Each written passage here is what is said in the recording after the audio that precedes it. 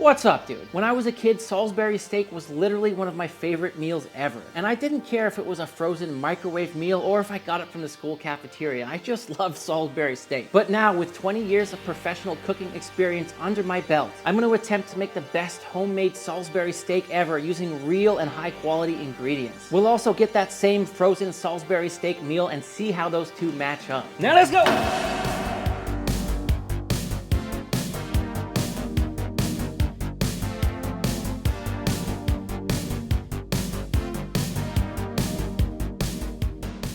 To start, I have half a pureed onion right here. I just grated it up on the finest section of a box grater. And I'm gonna put that straight into a medium-high heat pan. If you wanna skip this step and just dump it right into the meat mix, you can. However, I'm not gonna lie to you, this will add a ton of flavor. We're just first evaporating off the moisture. After about 2 minutes, when that water is gone, I'm just adding a little bit of oil, and we're gonna keep this cooking. We really wanna brown up these onions. After about 10 minutes, they're brown. I'm just gonna drop them onto a plate, spread them out a little bit, and put them in the freezer for about 5 minutes to cool off. Just that caramelized onion flavor is going to add a lot of depth. To build our Salisbury steak filling, I'm starting with breadcrumbs. Salisbury or Salisbury? There's an I in there. And we're putting a little bit of whole milk just on top. This is a very classic technique you would see used for meatloaf or meatballs. It's going to keep it really nice and hydrated and moist. Those chilled onions going in. Should I crack it on my head?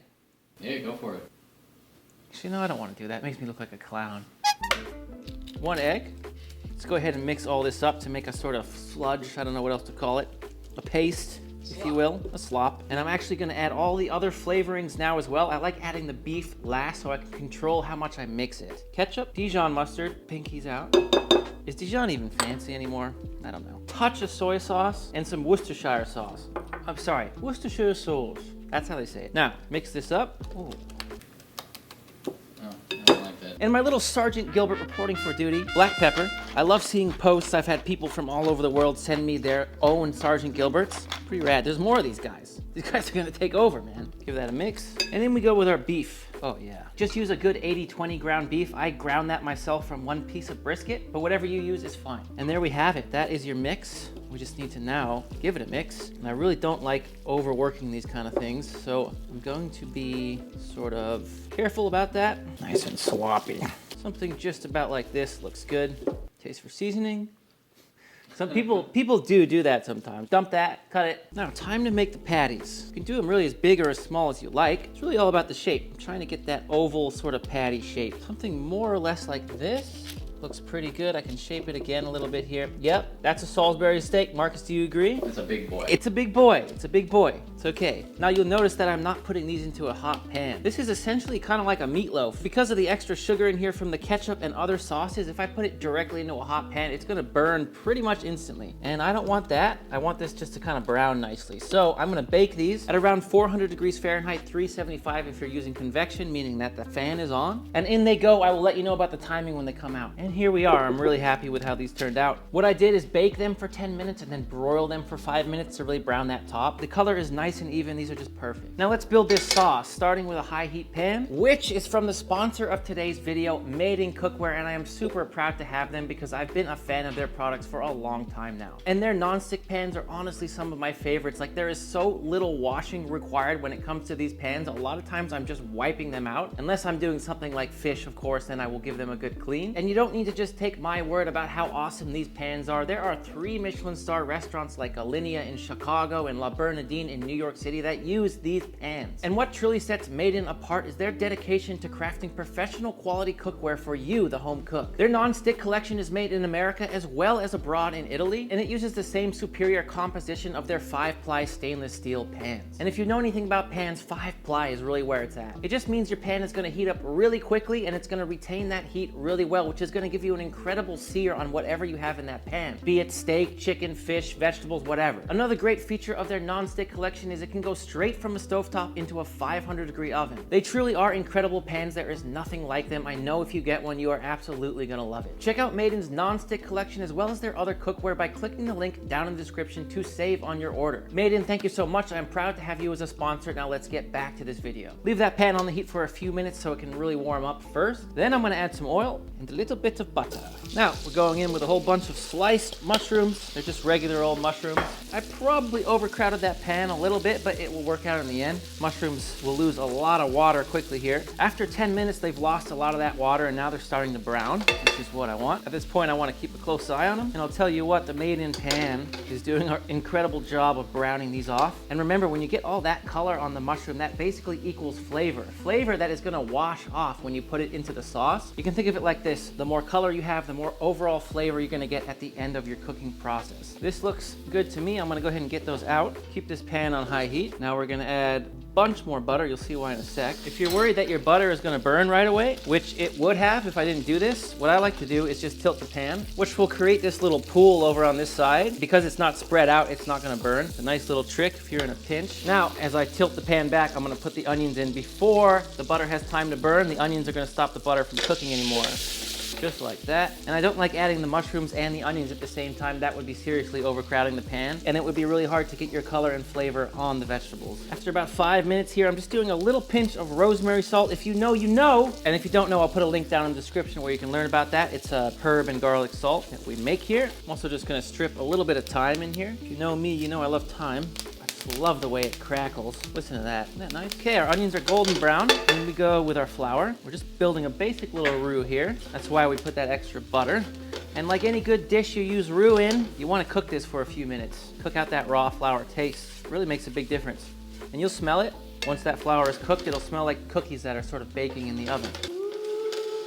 5 minutes of cooking the roux, and now I'm adding the beef stock. You want to use homemade, you want to use store-bought, I don't care. I just want you to get in the kitchen, forget about what happened today, and cook. Here we go. You want to go little by little and work it in. And once it gets nice and hot, you're going to see it seize up. I'm going to be like, oh God, no, it's too thick. I've ruined it. What am I going to do? I'm going to add more stock. It's all going to work out in the end. Your whole life is going to work out. Don't even worry about it. Here we go.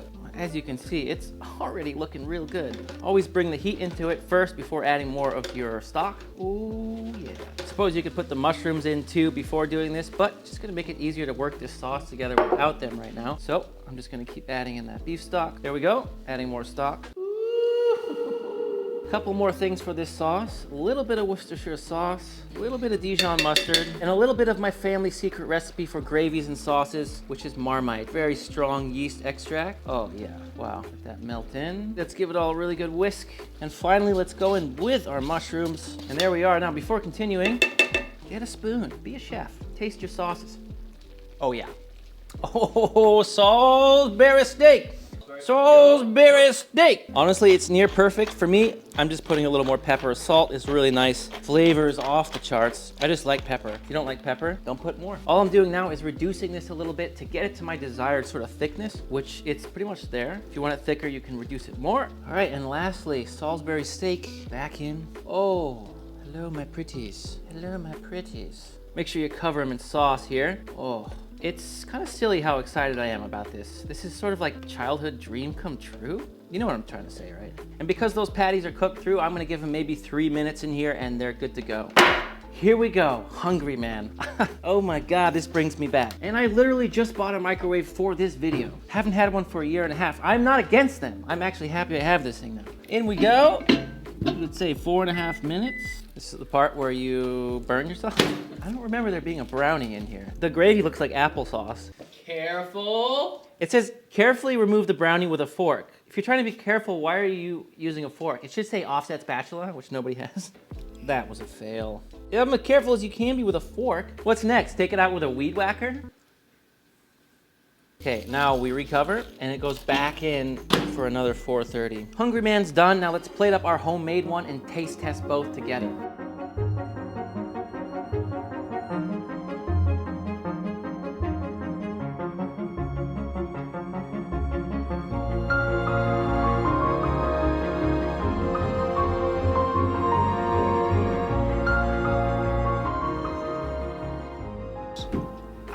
All right, let's try the microwave one first, obviously, right? They both look good. Let's start with the beans. Better than I thought they would be. Those are surprisingly good. I mean, there's nothing wrong with those. That's kind of wild. I did not expect that. I was expecting something that like literally melts on your tongue. Okay, let's try the potatoes. We're just loving it. Okay, they're very hot. They're very, first of all, they're very, very white. Smell them. That smells... They're the only thing that smells like this. Like something you would use as like a construction material. Oh yeah, you could make a good wall out of this. Oh. Put it in our body. Oh my God. Ew.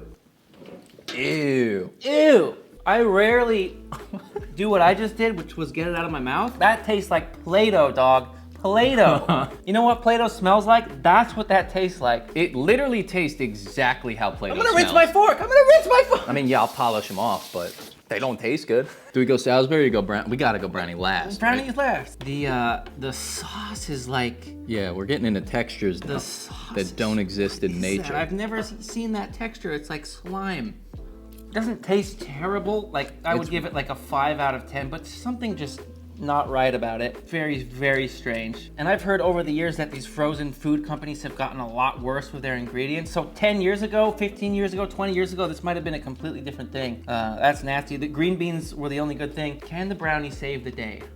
Don't act like you don't like it. It's not bad. It's not bad, but I've made, if you make some really good homemade brownies, it'll just absolutely smoke those. 5 out of 10, 6 out of 10 brownie. Better than I expected. Okay, get out of here. Let's try this. Let's start with the green beans again. Steamed with butter and salt. Delicious. Not as good as Hungry Man, but they're They're better than Hungry Man. Okay, now Salisbury steak. Try it first on its own.